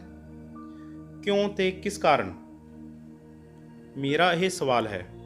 ਤੁਸੀਂ ਚੁੱਪ ਹੋ, ਠੀਕ ਹੈ, ਮੈਂ ਆਪਣੀ ਗੱਲ ਅੱਗੇ ਤੋਰਦਾ ਹਾਂ। ਤੁਸੀਂ ਹਿੰਦੂ ਇਹ ਆਖਦੇ ਹੋ ਕਿ ਅੱਜ ਜਿਹੜਾ ਵੀ ਦੁੱਖ ਝੱਲ ਰਿਹਾ ਹੈ ਉਹ ਪੂਰਬਲੇ ਜਨਮ ਦੇ ਮੰਦੇ ਕਰਮਾਂ ਕਰਕੇ ਹੈ। ਠੀਕ, ਤੁਸੀਂ ਇਹ ਵੀ ਕਹਿੰਦੇ ਹੋ ਕਿ ਜਿਹੜੇ ਅੱਜ ਲੋਕਾਂ ਨੂੰ ਦਬਾ ਰਹੇ ਹਨ ਉਹ ਪੂਰਬਲੇ ਜਨਮਾਂ ਵਿੱਚ ਧਰਮਾਤਮਾ ਲੋਕ ਸਨ, ਇਸ ਕਰਕੇ ਉਹਨਾਂ ਦੇ ਹੱਥ ਤਾਕਤ ਹੈ। ਮੈਂ ਤਾਂ ਮੰਨਦਾ ਹਾਂ ਕਿ ਤੁਹਾਡੇ ਵੱਡੇ ਵਡੇਰੇ ਬੜੇ ਸ਼ਾਤਰ ਲੋਕ ਸਨ। ਉਹ ਐਸੇ ਸਿਧਾਂਤ ਲੱਭਣ ਵਿੱਚ ਲੱਗੇ ਰਹੇ ਜਿਨ੍ਹਾਂ ਨਾਲ ਤਰਕ ਤੇ ਅਵਿਸ਼ਵਾਸ ਨੂੰ ਖਤਮ ਕੀਤਾ ਜਾ ਸਕਦਾ ਹੈ। ਪਰ ਆਪਾਂ ਦੇਖਦੇ ਹਾਂ ਕਿ ਇਸ ਦਲੀਲ ਵਿੱਚ ਕਿੰਨਾ ਕੁ ਵਜ਼ਨ ਹੈ। ਬਹੁਤ ਉੱਘੇ ਨਿਆਂ ਸ਼ਾਸਤਰੀਆਂ ਦਾ ਇਹ ਵਿਚਾਰ ਹੈ ਕਿ ਕਸੂਰਵਾਰ ਨੂੰ ਜੋ ਸਜ਼ਾ ਦਿੱਤੀ ਜਾਂਦੀ ਹੈ ਉਸ ਦੇ 3 ਜਾਂ 4 ਮਕਸਦ ਹੋ ਸਕਦੇ ਹਨ ਤੇ ਇਸੇ ਆਧਾਰ ਉੱਤੇ ਸਜ਼ਾ ਨੂੰ ਵਾਜਬ ਕਰਾਰ ਦਿੱਤਾ ਜਾ ਸਕਦਾ ਹੈ। ਇਹ ਮਕਸਦ ਹਨ ਬਦਲਾ, ਸੁਧਾਰ ਤੇ ਵਰਜਨ ਲਈ ਡਰ। ਹੁਣ ਸਾਰੇ ਸਿਆਣੇ ਚਿੰਤਕ ਬਦਲੇ ਹੋਏ ਸਿਧਾਂਤ ਦੀ ਨਿਖੇਧੀ ਕਰਦੇ ਹਨ। ਵਰਜਨ ਵਾਲੇ ਸਿਧਾਂਤ ਦੀ ਵੀ ਨੁਕਤਾਚੀਨੀ ਹੋ ਰਹੀ ਹੈ। ਸੁਧਾਰਕ ਸਿਧਾਂਤ ਦੀ ਹੀ ਜ਼ਰੂਰਤ ਹੈ ਅਤੇ ਇਨਸਾਨੀ ਤਰੱਕੀ ਦਾ ਅਟੁੱਟ ਅੰਗ ਹੈ। ਇਸ ਸਿਧਾਂਤ ਦਾ ਮੰਤਵ ਇਹ ਹੈ ਕਿ ਕਸੂਰਵਾਰ ਸਭ ਤੋਂ ਵੱਧ ਕਾਬਲ ਤੇ ਅਮਨ ਪਸੰਦ ਸ਼ਹਿਰੀ ਬਣ ਸਕੇ। ਪਰ ਜੇ ਅਸੀਂ ਇਹ ਮੰਨ ਵੀ ਲਈਏ ਕਿ ਬੰਦਿਆਂ ਨੇ ਪੂਰਬਲੇ ਜਨਮ ਵਿੱਚ ਪਾਪ ਕੀਤੇ ਹੋਣਗੇ, ਤਾਂ ਰੱਬ ਜਿਹੜੀ ਉਹਨਾਂ ਨੂੰ ਸਜ਼ਾ ਦਿੰਦਾ ਹੈ ਉਹ ਕਿਹੋ ਜਿਹੀ ਹੈ?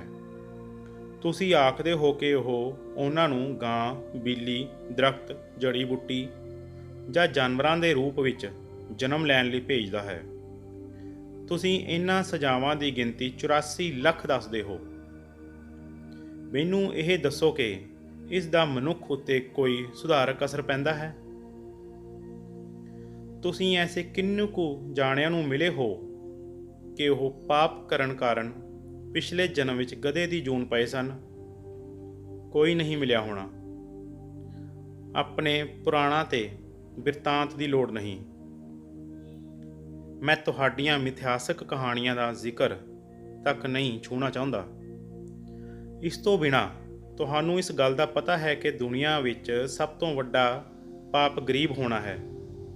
ਗਰੀਬੀ ਪਾਪ ਹੈ, ਸਜ਼ਾ ਹੈ। ਤੁਸੀਂ ਇਹੋ ਜਿਹੀਆਂ ਸਜ਼ਾਵਾਂ ਤਜਵੀਜ਼ ਕਰਨ ਵਾਲੇ ਕਿਸੇ ਅਪਰਾਧ ਵਿਗਿਆਨੀ, ਕਿਸੇ ਕਾਨੂੰਨਦਾਨ ਜਾਂ ਕਾਨੂੰਨ ਸਾਜ਼ ਦੀ ਕਿੰਨੀ ਕੁ ਸਿਫਾਰਿਸ਼ ਜਾਂ ਸਿਫਤ ਸਲਾਹ ਕਰੋਗੇ, ਜਿਸ ਨਾਲ ਮਨੁੱਖ ਹੋਰ ਵਧੇਰੇ ਗੁਨਾਹ ਕਰਨ ਲਈ ਮਜਬੂਰ ਹੁੰਦਾ ਹੈ? ਕੀ ਤੁਹਾਡੇ ਰੱਬ ਨੇ ਇਸ ਗੱਲ ਬਾਰੇ ਪਹਿਲਾਂ ਨਹੀਂ ਸੋਚਿਆ ਸੀ ਕਿ ਉਹ ਵੀ ਇਹ ਗੱਲਾਂ ਮਨੁੱਖਤਾ ਦੀਆਂ ਅਕਹਿ ਦੁੱਖ ਤਕਲੀਫਾਂ ਦੀ ਕੀਮਤ ਉੱਤੇ ਤਜਰਬਿਆਂ ਰਾਹੀਂ ਸਿੱਖਦਾ ਹੈ? ਤੁਹਾਡੇ ਜਾਚੇ ਕਿਸੇ ਚਮਾਰ ਜਾਂ ਭੰਗੀ ਦੇ ਅਨਪੜ੍ਹ ਪਰਿਵਾਰ ਵਿੱਚ ਜੰਮੇ ਬੰਦੇ ਦੀ ਕੀ ਹੋਣੀ ਹੋਏਗੀ? ਉਹ ਗਰੀਬ ਹੈ, ਇਸ ਲਈ ਉਹ ਪੜ੍ਹਾਈ ਨਹੀਂ ਕਰ ਸਕਦਾ। ਖੁਦ ਨੂੰ ਚੰਗੇ ਸਮਝਣ ਵਾਲੇ ਦੂਜੇ ਇਨਸਾਨ ਉਸ ਨੂੰ ਨਫ਼ਰਤ ਕਰਦੇ ਹਨ ਤੇ ਧ੍ਰਿਕਾਰਦੇ ਹਨ, ਕਿਉਂਕਿ ਉਹ ਉਚੇਰੀ ਜਾਤ ਵਿੱਚ ਪੈਦਾ ਹੋਏ ਸਨ। ਉਸ ਦੀ ਅਗਿਆਨਤਾ, ਉਸ ਦੀ ਗਰੀਬੀ ਤੇ ਜਿਹੜੇ ਸਲੂਕ ਉਸ ਦੇ ਨਾਲ ਹੁੰਦੇ ਹਨ, ਇਹਨਾਂ ਸਾਰੀਆਂ ਗੱਲਾਂ ਕਾਰਨ ਸਮਾਜ ਤਾਈਂ ਉਸ ਦਾ ਦਿਲ ਸਖਤ ਹੋ ਜਾਏਗਾ। ਫਰਜ਼ ਕਰੋ ਕਿ ਉਹ ਕੋਈ ਪਾਪ ਕਰਦਾ ਹੈ, ਤਾਂ ਇਸ ਦਾ ਖਮਿਆਜ਼ਾ ਕੌਣ ਭੁਗਤੇਗਾ? ਰੱਬ ਜਾਂ ਪਾਪ ਕਰਨ ਵਾਲਾ, ਜਾਂ ਸਮਾਜ ਦੇ ਗੁਣੀ ਗਿਆਨੀ ਬੰਦੇ?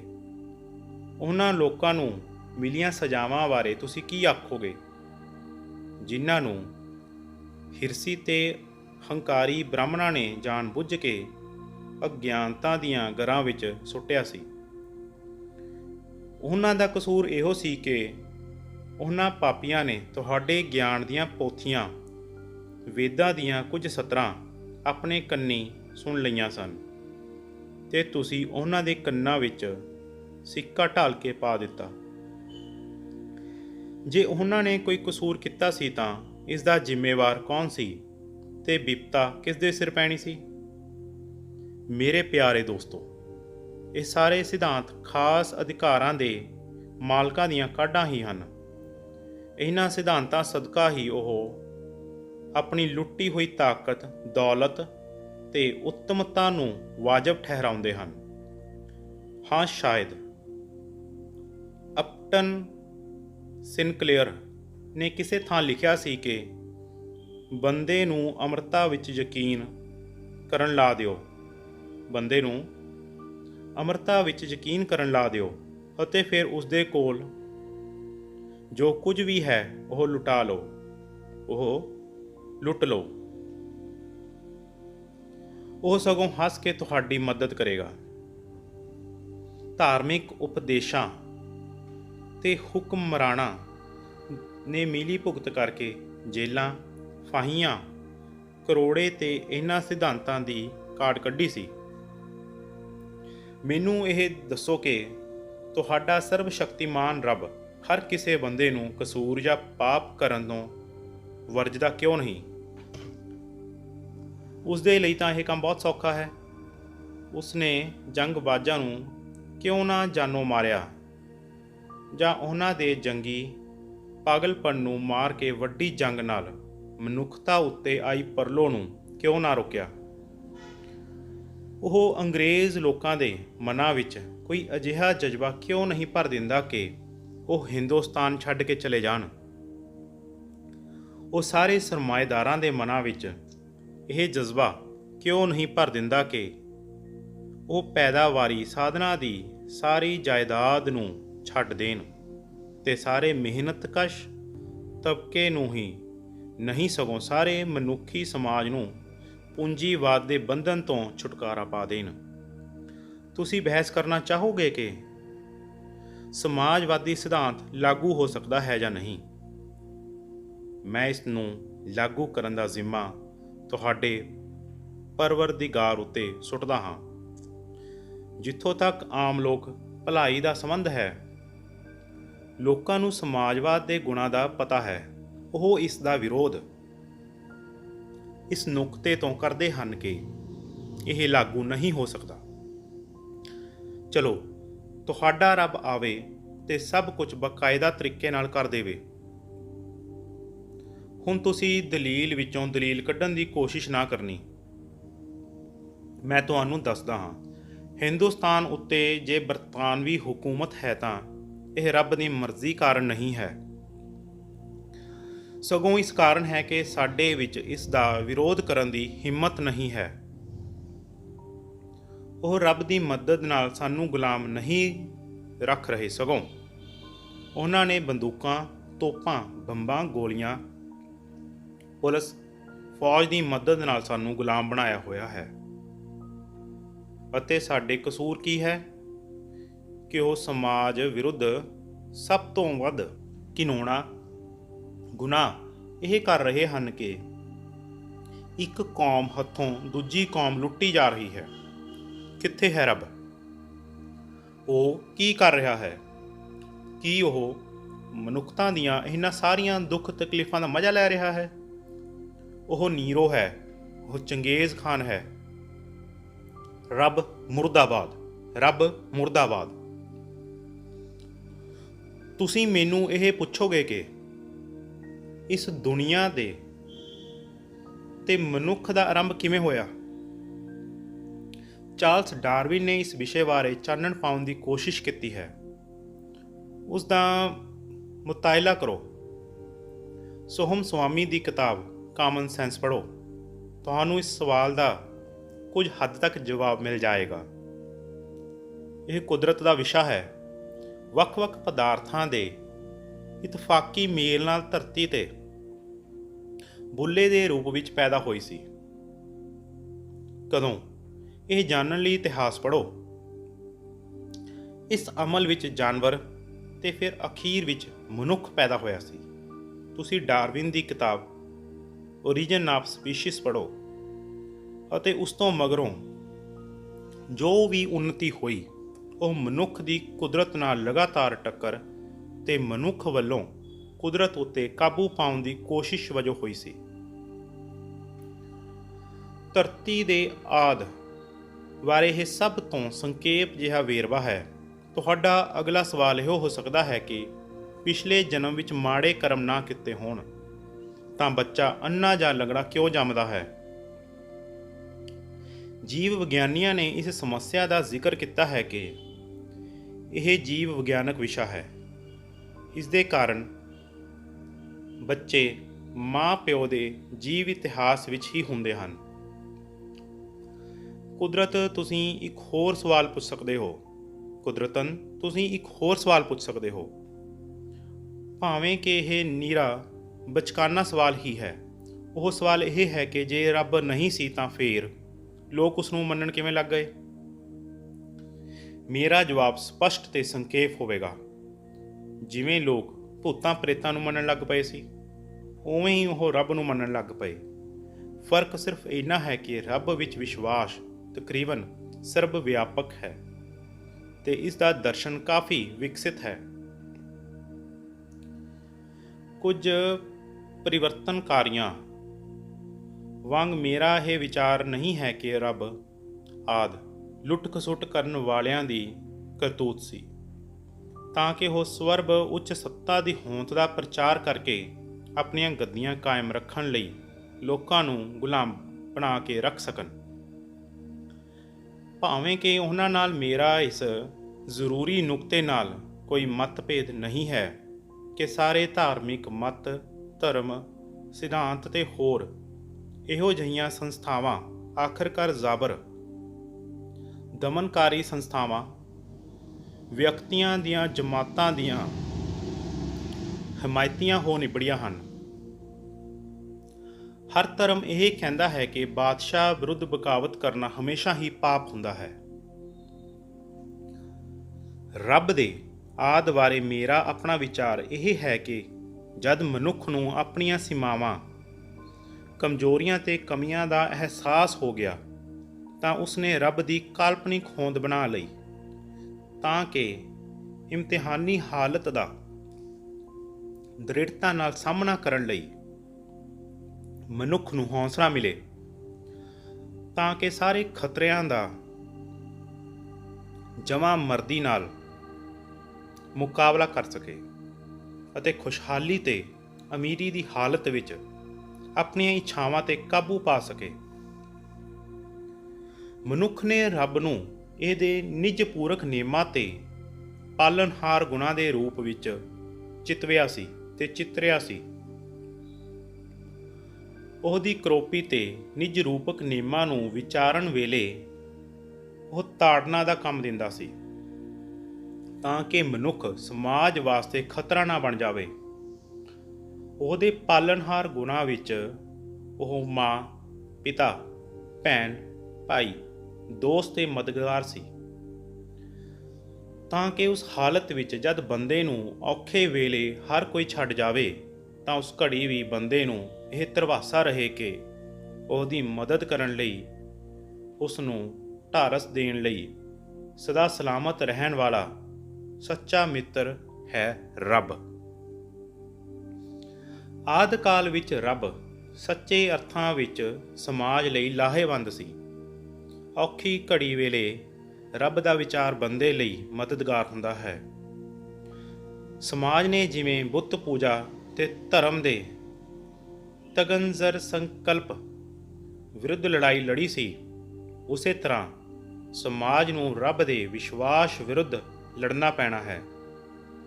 ਇਸੇ ਤਰ੍ਹਾਂ ਬੰਦਾ ਜਦ ਆਪਣੇ ਪੈਰੀ ਹੋਣ ਦੀ ਕੋਸ਼ਿਸ਼ ਕਰਨ ਲੱਗਾ ਤੇ ਯਥਾਰਥਵਾਦੀ ਹੋਣ ਲੱਗਾ ਤਾਂ ਉਹਨੂੰ ਰੱਬ ਦਾ ਵਿਸ਼ਵਾਸ ਲਾਂਭੇ ਸੁੱਟਣਾ ਪਵੇਗਾ ਅਤੇ ਹਰ ਮੁਸ਼ਕਿਲ, ਹਰ ਆਫਤ ਤੇ ਹਰ ਤਰ੍ਹਾਂ ਦੀ ਹਾਲਤ ਦਾ ਡਟ ਕੇ ਮੁਕਾਬਲਾ ਕਰਨਾ ਪਏਗਾ। ਇਸ ਵੇਲੇ ਮੇਰੀ ਹਾਲਤ ਬਿਲਕੁਲ ਇਹੀ ਹੈ। ਮੇਰੇ ਦੋਸਤੋ, ਮੇਰਾ ਇਹ ਕੋਈ ਅਹੰਕਾਰ ਨਹੀਂ ਹੈ। ਮੈਂ ਆਪਣੀ ਸੋਚਣ ਵਿਧੀ ਨਾਲ ਹੀ ਨਾਸਤਕ ਬਣਿਆ ਹਾਂ। ਮੈਂ ਆਪਣੀ ਸੋਚਣ ਵਿਧੀ ਨਾਲ ਹੀ ਨਾਸਤਕ ਬਣਿਆ ਹਾਂ। ਮੇਰਾ ਖਿਆਲ ਨਹੀਂ ਕਿ ਰੱਬ ਵਿੱਚ ਵਿਸ਼ਵਾਸ ਕਰਨ ਨਾਲ ਤੇ ਹੋਰ ਰੋਜ਼ ਅਰਦਾਸ ਕਰਨ ਨਾਲ ਮੇਰਾ ਕੁਝ ਸੌਰ ਸਕਦਾ ਹੈ ਜਾਂ ਇਹਦੇ ਨਾਲ ਮੇਰੀ ਹਾਲਤ ਹੋਰ ਵੀ ਭੈੜੀ ਹੋ ਜਾਵੇਗੀ। ਮੈਂ ਉਹਨਾਂ ਨਾਸਤਿਕਾਂ ਬਾਰੇ ਪੜ੍ਹਿਆ ਹੈ ਜਿਨ੍ਹਾਂ ਨੇ ਬਹੁਤ ਡਟ ਕੇ ਸਾਰੀਆਂ ਮੁਸ਼ਕਲਾਂ ਦਾ ਮੁਕਾਬਲਾ ਕੀਤਾ ਸੀ। ਇਸ ਲਈ ਮੈਂ ਅਖੀਰ ਤੱਕ ਫਾਂਸੀ ਦੇ ਤਖਤੇ ਉੱਤੇ ਵੀ ਮਰਦ ਵਾਂਗ ਸਿਰ ਤਾਣ ਕੇ ਸਾਬਤ ਕਦਮ ਰਹਿਣ ਦੀ ਕੋਸ਼ਿਸ਼ ਕਰ ਰਿਹਾ ਹਾਂ। ਦੇਖੀਏ ਮੈਂ ਇਸ ਤੇ ਕਿੰਨਾ ਕੁ ਪੂਰਾ ਉਤਰਦਾ ਹਾਂ। ਮੇਰੇ ਕਿਸੇ ਦੋਸਤ ਨੇ ਮੈਨੂੰ ਅਰਦਾਸ ਕਰਨ ਲਈ ਕਿਹਾ ਸੀ। ਜਦ ਮੈਂ ਉਸ ਨੂੰ ਦੱਸਿਆ ਕਿ ਮੈਂ ਤਾਂ ਨਾਸਤਿਕ ਹਾਂ ਤਾਂ ਉਹ ਕਹਿਣ ਲੱਗਾ, ਦੇਖੀ ਆਪਣੇ ਅਖੀਰੇ ਦਿਨਾਂ ਵਿੱਚ ਰੱਬ ਨੂੰ ਨਾ ਮੰਨਣ ਲੱਗ ਜਾਈਂ। ਮੈਂ ਅੱਗੋਂ ਕਿਹਾ, ਨਹੀਂ ਪਿਆਰੇ ਜਨਾਬ ਜੀ, ਇਸ ਤਰ੍ਹਾਂ ਹਰਗਿਜ਼ ਨਹੀਂ ਹੋਣ ਲੱਗਾ। ਇੰਜ ਕਰਨਾ ਮੇਰੇ ਲਈ ਬੜੀ ਘਟੀਆ ਤੇ ਪਸਤੀ ਵਾਲੀ ਗੱਲ ਹੋਵੇਗੀ। ਖੁਦ ਗਰਜ਼ੀ ਵਾਸਤੇ ਮੈਂ ਅਰਦਾਸ ਨਹੀਂ ਕਰਨੀ। ਪਾਠਕੋ ਤੇ ਦੋਸਤੋ, ਕੀ ਇਹ ਹਉਮੈ ਹੈ? ਜੇ ਇਹ ਹੈ ਤਾਂ ਮੈਂ ਇਸ ਲਈ ਦ੍ਰਿੜ ਹਾਂ।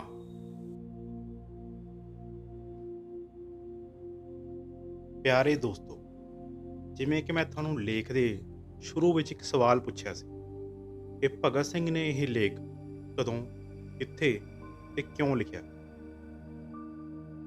ਭਗਤ ਸਿੰਘ ਨੇ ਦੱਸਿਆ ਕਿ ਇਹ ਲੇਖ ਉਹਨਾਂ ਨੇ 1930 ਵਿੱਚ ਲਾਹੌਰ ਸੈਂਟਰਲ ਜੇਲ੍ਹ ਵਿੱਚ ਲਿਖਿਆ। ਇਹ ਲੇਖ ਉਹਨਾਂ ਦੇ ਇੱਕ ਧਾਰਮਿਕ ਦੋਸਤ ਦੇ ਸਵਾਲ ਦਾ ਜਵਾਬ ਸੀ, ਜਿਹੜੇ ਸਮਝਦਾ ਸੀ ਕਿ ਭਗਤ ਸਿੰਘ ਆਪਣੇ ਅਹੰਕਾਰ ਕਰਕੇ ਨਾਸਤਿਕ ਬਣਿਆ ਹੈ।